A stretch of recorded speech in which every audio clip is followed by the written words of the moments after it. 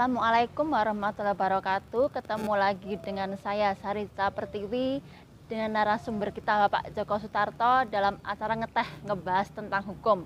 Terima kasih atas like, subscribe, dan komennya. Kali ini saya mendapatkan sebuah pertanyaan dari salah satu sobat ngeteh ngebahas tentang hukum. Nah, saya bacakan dulu ya Bapak Joko Sutarto pertanyaannya. Saya orang Solo. Lusa saya melaporkan adanya dugaan penggelapan dikarenakan mobil milik saya digadekan oleh orang lain tanpa sepengetahuan dan seizin saya. Di kantor kepolisian saya disuruh membaca pasal 36 Undang-Undang Fidusia. Dengan alasan BPKB mobil saya masih jadi agunan di bank.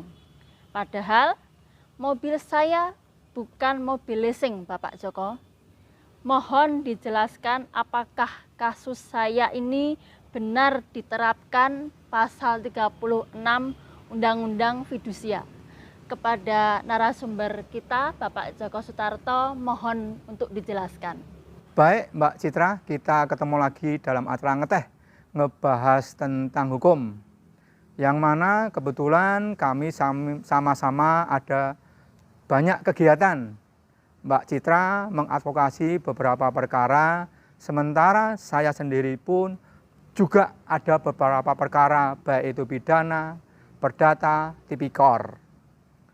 Bahkan kami lusa juga cukup mondar-mandir dari Solo, Semarang, kemudian sampai di Bandara Sepinggan Balikpapan, baru menginap di sana, kemudian esok harinya ke Pengadilan Negeri Tipikor Samarinda.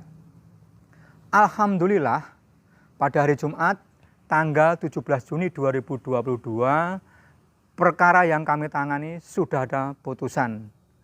Adapun putusannya yang mana tuntutan jaksa penuntut umum sebelumnya adalah 9 tahun. Adapun putusannya hanya 1 tahun penjara.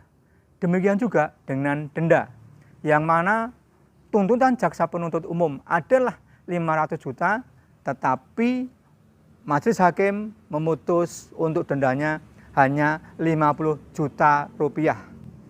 Ini tadi informasi terkait dengan perkara yang kami tangani. Nah, begini Mbak Citra, terkait dengan tadi yang sudah disampaikan di pengantar oleh Mbak Citra terhadap salah satu pertanyaan dari sobat ngeteh, memang ketika seorang pelapor merasa dirinya menjadi korban, ingin melaporkan ke kantor kepolisian, memang kadang-kadang ada sedikit kendala.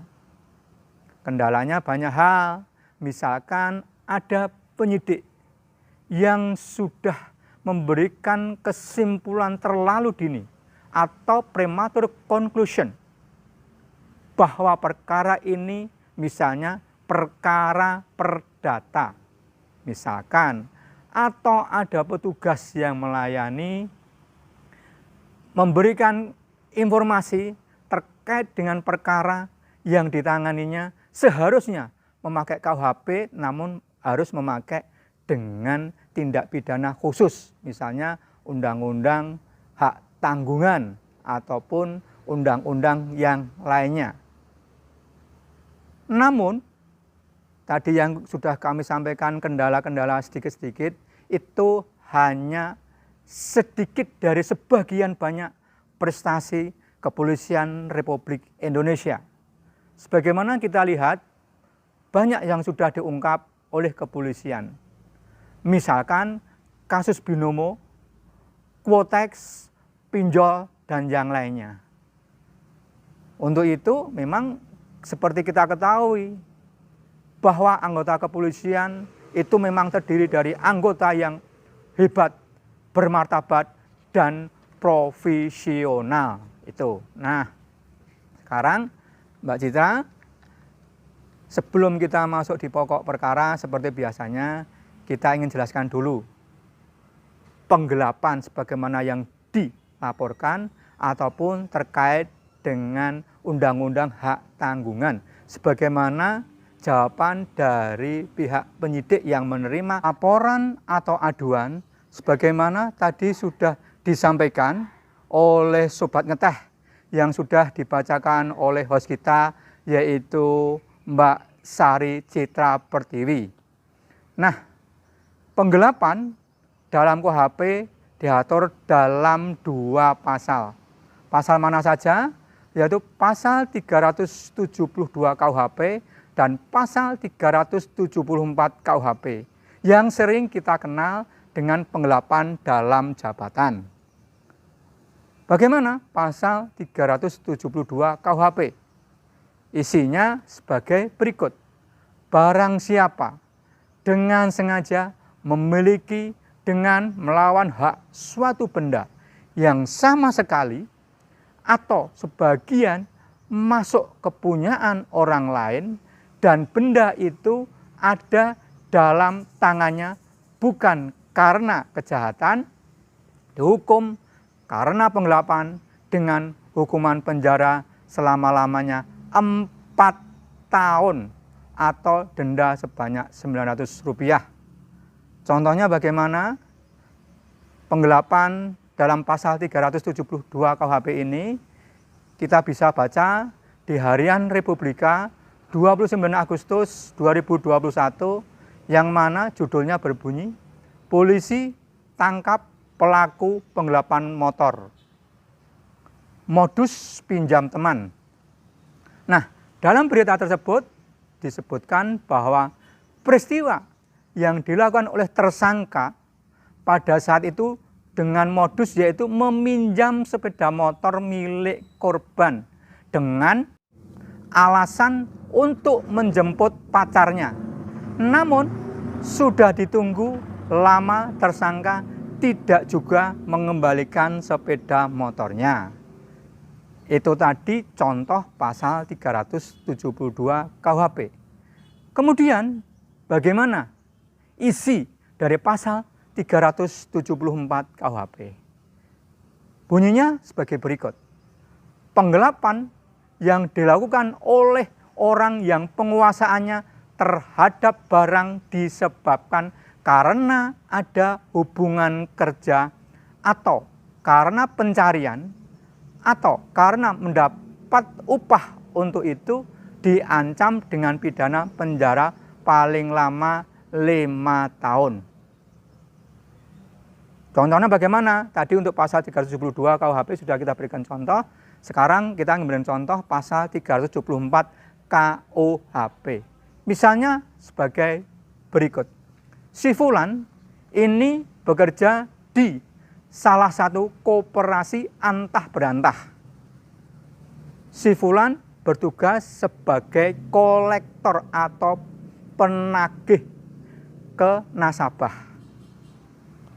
Selanjutnya, uang nasabah yang disetorkan si Fulan yang seharusnya itu diserahkan ke koperasi simpan pinjam antah berantah tidak diserahkan oleh si Fulan. Jadi, uang dari para nasabah tersebut oleh si Fulan dipakai untuk dirinya sendiri, bukan diserahkan ke koperasi simpan pinjam antah berantah. Itu contoh pasal 374 KUHP. Cara melaporkannya pun agak sedikit beda, yaitu lampirkan hubungan kerja atau lampirkan struktur organisasi atau lampirkan struktur gaji orang yang mau dilaporkan tersebut. Nah, selanjutnya tadi sudah kita jelaskan terkait penggelapan sebagaimana dalam pasal 374 KUHP. Selanjutnya kita juga ingin menjelaskan tentang perjanjian kredit dan fidusia. Nah, sederhananya begini, kita ingin berikan contoh dulu, ilustrasinya sederhananya. Bahwa si kekar sekali, anggap saja orang tersebut bernama si kekar sekali, ingin memiliki mobil. Kemudian datanglah ke showroom. Kebetulan ada kesepakatan baik jenis mobil maupun harga. Nah, showroom bekerja sama dengan lembaga pembiayaan. Dengan demikian, selanjutnya hubungan hukumnya antara si kekar sekali dengan lembaga pembiayaan. Saya ulangi, jadi hubungannya bukan antara si kekar sekali dengan pihak showroom, tapi si kekar sekali dengan lembaga pembiayaan. Nah, hubungan hukum ini dituangkan dalam perjanjian kredit yang mana memuat hak dan kewajiban masing-masing pihak. Demikian juga tentu ada punishment atau hukuman. Bagaimana kalau salah satu pihak itu ingkar janji. Perjanjian kredit tersebut tentu mengacu pada pasal 1320 KUH Perdata. Saya berikan sedikit stressing atau tekanan. Jadi setelah ada hubungan si kekar sekali dengan pihak leasing diwujudkan dalam bentuk perjanjian kredit. Perjanjian kredit ini adalah perjanjian pokoknya. Nah, kemudian selanjutnya bagaimana kalau memang itu dibuat jaminan fidusia? Kita ingin menjelaskan lagi bahwa BPKB tentu itu menjadi agunan daripada jaminan fidusia tersebut. Sedangkan orang yang meminjam itu disebut adalah penerima fidusia. Sedangkan pemberi fidusia itu adalah orang yang memberikan kredit. Tadi kalau kita berikan contoh ada lembaga pembiayaan. Itu yang disebut dengan pemberi fidusia.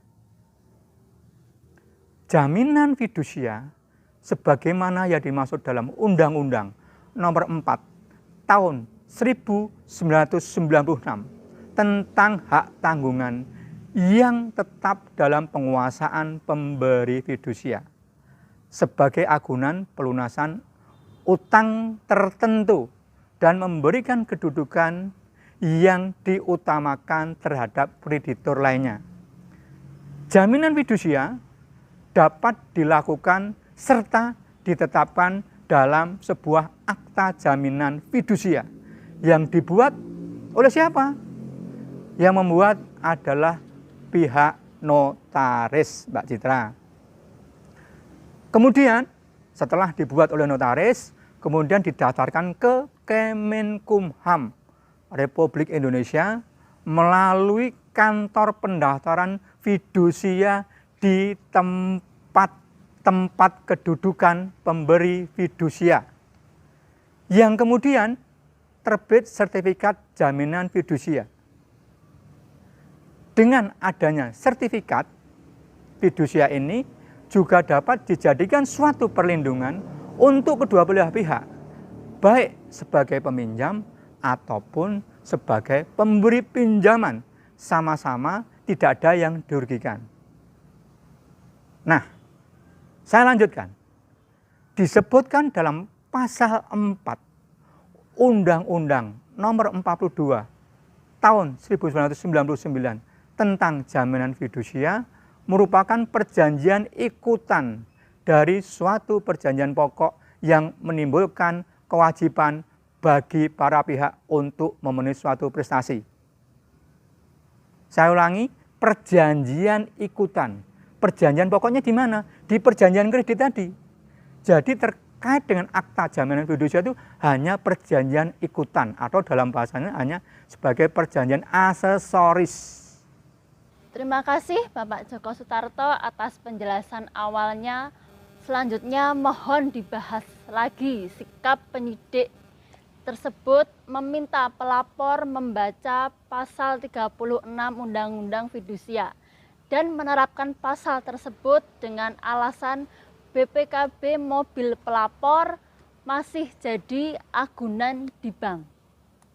Oke, Mbak Citra dan juga Sobat Ngeteh, ngebahas tentang hukum, bagaimana terkait pandangan kami terhadap tindakan penyidik yang menyampaikan informasi kepada pelapor bahwa perkara yang diadukan atau dilaporkan itu berdasarkan pasal 36 Undang-Undang Fidusia. Bahkan juga yang mana tadi disampaikan di pengantarnya bahwa pelapor juga diminta membaca terkait dengan pasal 36 Undang-Undang Fidusia. Maka saya ingin memberikan tanggapan ataupun penjelasan sebagai berikut. Yang pertama, pelapor pasal 36 Undang-Undang Fidusia adalah pihak leasing atau lembaga keuangan lainnya yang merasa dirugikan, bukan perseorangan yang BPKB-nya diakunkan di bank. Ini garisnya jelas, tegas dan jelas. Perkara ini dapat kita simak dalam putusan Pengadilan Negeri Purworejo nomor 15 garing Pitsus garing 2015 garing PNPWR tanggal 18 Maret 2015, di mana yang menjadi pelapor adalah PT Adira Finance selaku pemegang jaminan fidusia. Nah, kemudian yang kedua, kalau itu memang menerapkan pasal 36, maka harus ada lampiran sertifikat fidusia. Dengan adanya sertifikat tersebut, berarti perjanjian kredit telah ditindaklanjuti dengan adanya sertifikat jaminan fidusia. Mengapa? Sebab tidak semua perjanjian kredit itu ditindaklanjuti dengan sertifikat jaminan fidusia.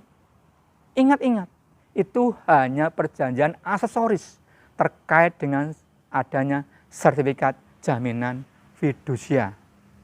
Nah, tentunya apabila korban melampirkan adanya sertifikat fidusia, maka arahan penyidik untuk menerapkan pasal 36 Undang-Undang nomor 42 tahun 1999 tentang jaminan fidusia adalah benar. Namun karena pelapor atau pengadu itu bukan dari lembaga keuangan, namun hanya pribadi yang memiliki BPKB, walaupun BPKB dijaminkan, maka penerapan pasal tersebut oleh penyidik menurut saya tidak pas. Bahkan bisa kami berikan tanggapan ini merupakan kegagalpahaman penyidik dalam menyimak ataupun menerapkan pasal 36 Undang-Undang Fidusia. Kemudian bagaimana Mbak Cita? Yang ketiga, perintah penyidik kepada pelapor atau korban untuk membaca undang-undang tersebut di kantor kepolisian, menurut saya tindakan yang kurang pas, kurang tepat juga. Mengapa? Kita perlu memahami psikologi orang ketika dia sedang dalam keadaan korban apapun. Ya, tentu kondisinya tidak nyaman, bahkan mungkin pusing, mungkin lelah karena menghadapi perkara yang menimpa dirinya. Untuk itu, tindakan penyidik tersebut juga kurang pas atau kurang tepat. Karena mengapa? Itu terjadi di kantor kepolisian. Kecuali kalau penyidiknya ini seorang dosen, ketemu dengan pelapornya, ini mahasiswanya sekaligus belajar sambil menyelam minum air, itu masih dimungkinkan. Namun karena ini tidak kenal sama sekali, juga penyidik ini tidak merangkap dosen, nah ini tentu kurang pas, kurang tepat tindakan tersebut. Tindakan tersebut sebaiknya dievaluasi oleh atasannya.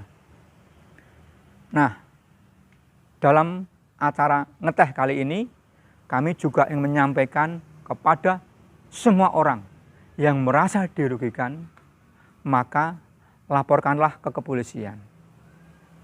ya. Namun diyakini dulu bahwa kerugian itu adalah akibat dari suatu perbuatan tindak pidana.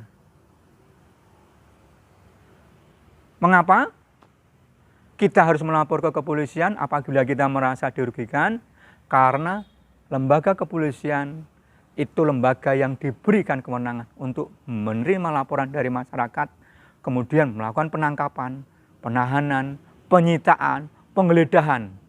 Itu melekat pada institusi di kepolisian, sehingga tindakan laporan dari pembaca Sobat Ngeteh tersebut itu sudah pas dan tepat. Nah, kemudian bagaimana kalau mengalami tindakan tidak pas, menerapkannya tidak tepat, penggelapan, namun harus dipaksa dengan pasal 36 Undang-Undang Fidusia, juga diminta untuk membaca undang-undang tersebut, padahal tidak pas penerapannya, maka bisa melaporkan kepada Propam.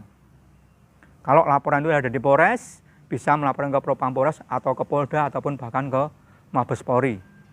Institusi kepolisian tentu sebagai lembaga yang ingin hebat dan maju, berintegritas, akan selalu melakukan tindakan-tindakan juga untuk introspeksi di internalnya.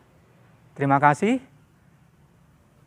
Informasi dari kami kepada semua pihak, tak terkecuali kepada Sobat Ngeteh ngebahas tentang hukum.